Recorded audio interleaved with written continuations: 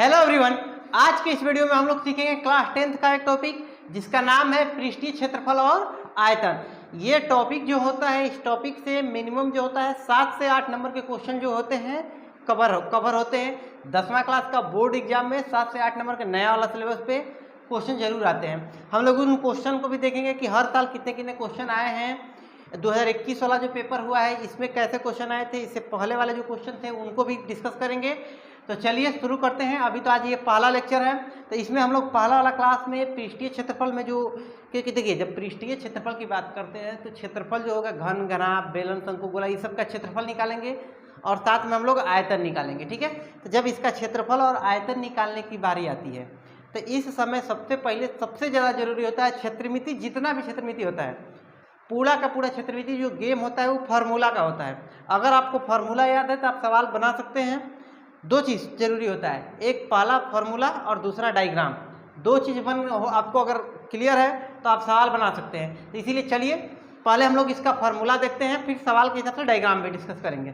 ठीक है, तो आज के वीडियो में पहले हम लोग सवाल पे जब बात करेंगे तो पहले फार्मूला की अगर देख रहे हैं तो यहाँ पर हमारे पास में जो पहला डेफिनेशन निकल के आता है, यानी कि जो परीक्षा में जो क्वेश्चन इस पर पूछे जाते हैं, पहला फार्मूला पूछा ही जाता है घनाभ को लेकर। घनाभ को इंग्लिश में क्यूबॉइड कहा जाता है।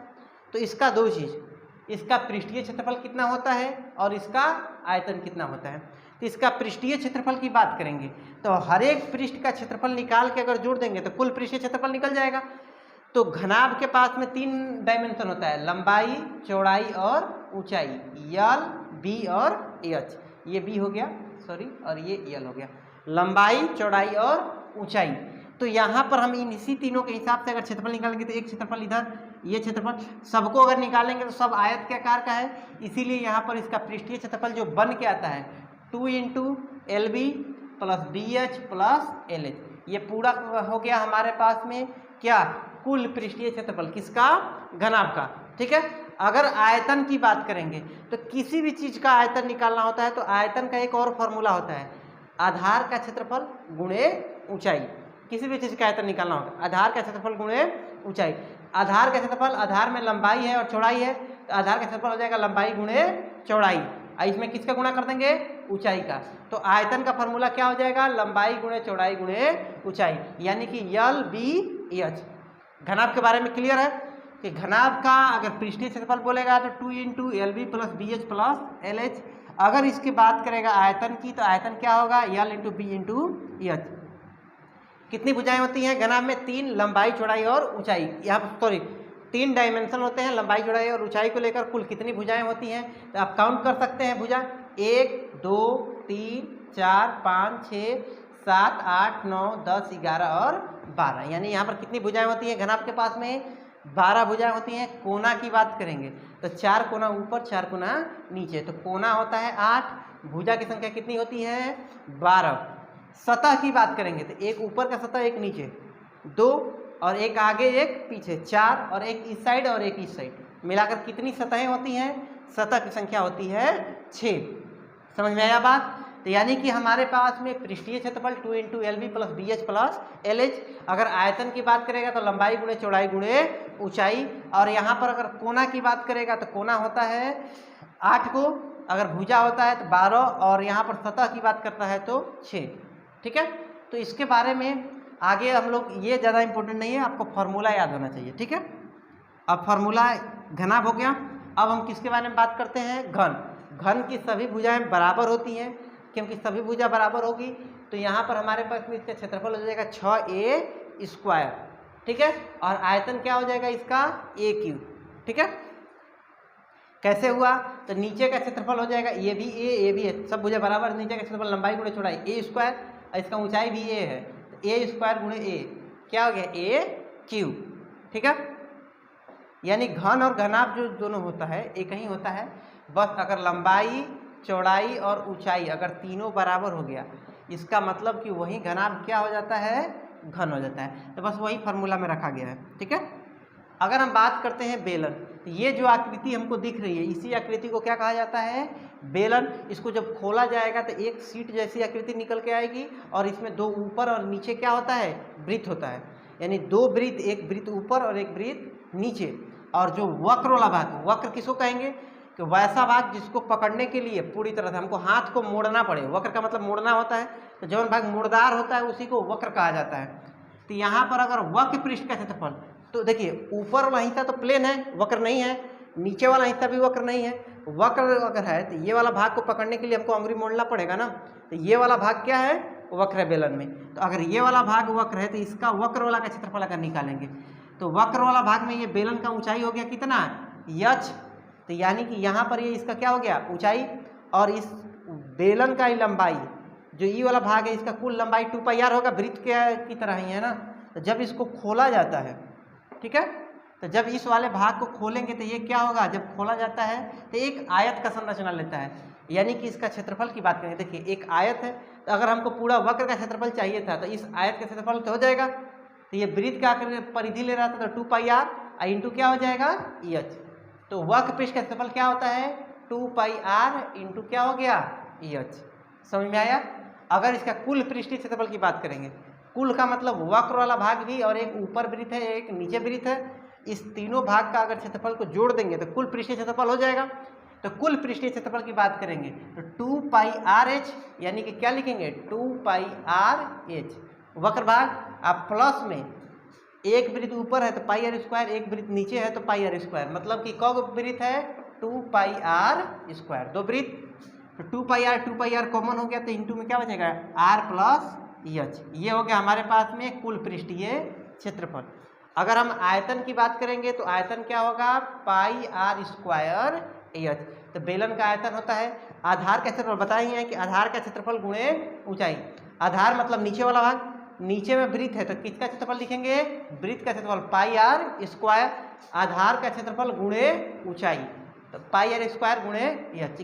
क्या निकल के आ गया, आयतन। किसी भी चीज़ का आयतन निकालना होगा आधार का क्षेत्रफल गुणे ऊंचाई, ठीक है। नेक्स्ट देखते हैं, ये हो गया हमारे पास में, यानी हम तीन चीज़ देखें, घनाभ देख लिए, घन देख लिए और ये क्या देख लिए, बेलन।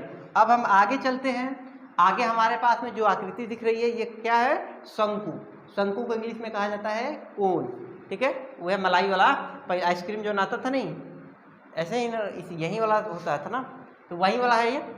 तो इसका, क्योंकि इसको देखो ये नीचे वाला भाग जो है ये वाला वृत्त है, क्योंकि ये वृत्त के आकार का है तो ये तो समतल है, लेकिन ये वाला भाग जो होता है इसको पकड़ने के लिए, जो किनारे वाला भाग होता है इसको पकड़ने के लिए, ये वाला भाग को पकड़ने के लिए हाथ को मोड़ना पड़ेगा। तो मोड़ना पड़ेगा तो इस भाग को क्या कहेंगे, वक्र भाग। तो इसमें तीन चीज़ होता है, देखिए वृत्त है तो वृत्त का त्रिज्या कितना होगा, r हो जाएगा, कोई दिक्कत नहीं है। ये इसका तिर्यक ऊंचाई होता है, तिर्यक ऊंचाई क्या होता है, l, और इसका ये वाला ऊंचाई जो होता है क्या होता है, h, ठीक है। और यहाँ पर एक संबंध निकल के आता है, l² बराबर h² प्लस r², पाइथागोरस पर में कर्ण स्क्वायर बराबर लंब स्क्वायर प्लस आधार का स्क्वायर। तो वही है तिर्यक ऊंचाई के लिए l² बराबर h² प्लस r², ठीक है। अगर हम वक्र भाग की बात करेंगे तो वक्र पृष्ठ का क्षेत्रफल क्या होता है, πr/l, ये शंकु का वक्र पृष्ठ का क्षेत्रफल हो जाएगा।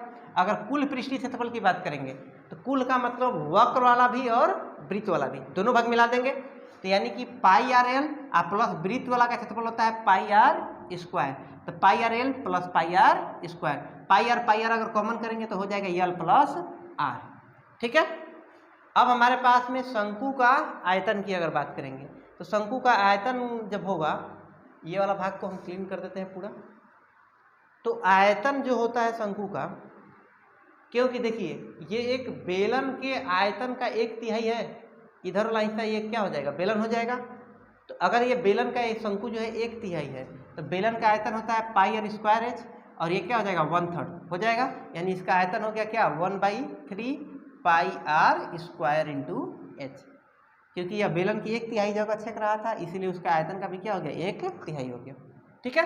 बेलन कितना भाग होगा, एक इधर का भाग एक इस साइड वाला भाग, दोनों साइड के वो छूट के जाएगा, बीच वाला है ना। तो यानी कि हमारे पास में शंकु भी हो गया।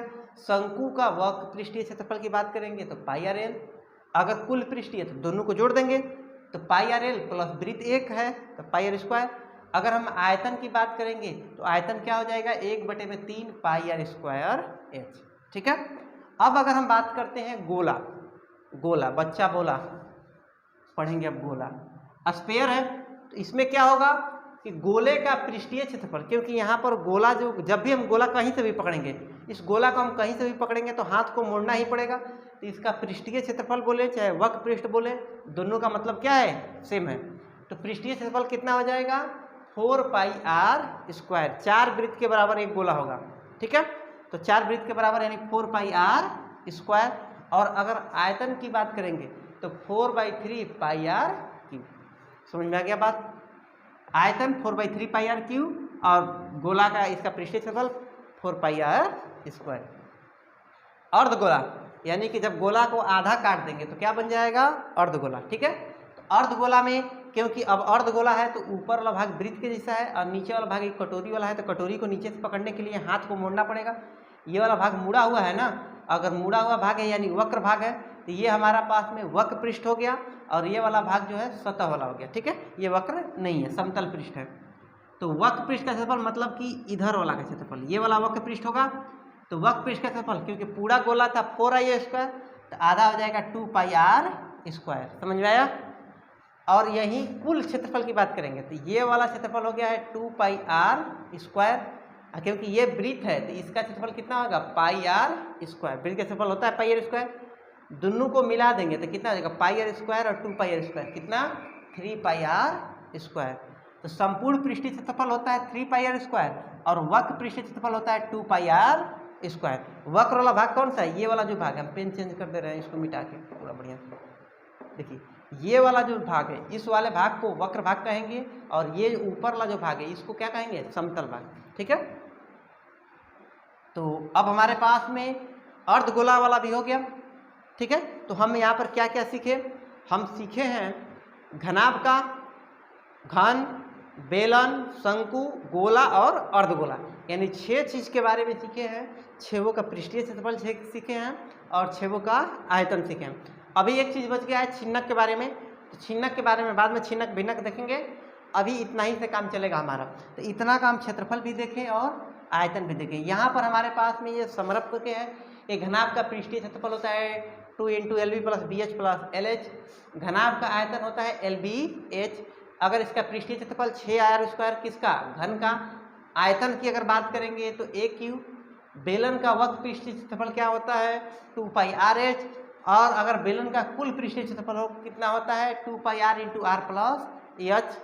बेलन का आयतन क्या होता है, πr²h। कुल वक्र पृष्ठीय क्षेत्रफल शंकु का होता है πrl।